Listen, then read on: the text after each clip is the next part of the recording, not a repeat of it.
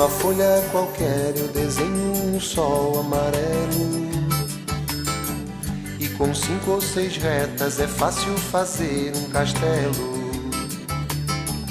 Com o lápis em torno da mão e me dou uma luva, e se faço chover com 2 riscos tem um guarda-chuva.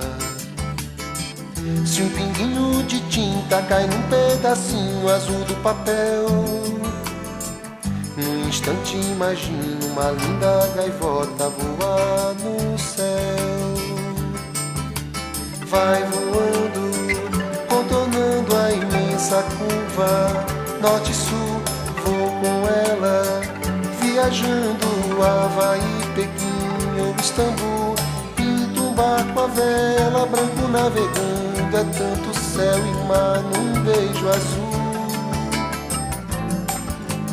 Entre as nuvens vem surgindo um lindo avião, rosa e grená, tudo em volta, colorindo com suas luzes a piscar. Basta imaginar e ele está partindo, sereno, lindo, e se a gente quiser, ele vai pousar.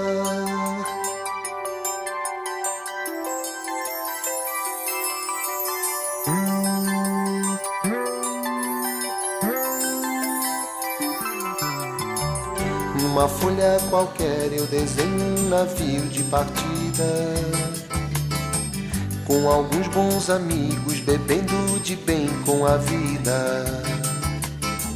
De uma América a outra eu consigo passar num segundo. Giro um simples compasso e num círculo eu faço o mundo. Um menino caminha e caminhando chega no muro, e ali logo em frente a esperar pela gente o futuro está. E o futuro é uma astronave que tentamos pilotar. Não tem tempo, nem piedade, nem tem hora de chegar. Sem pedir licença muda a nossa vida e depois convida a rir ou chorar.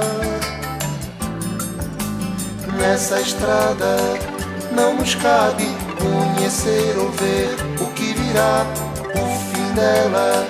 Ninguém sabe bem ao certo onde vai dar.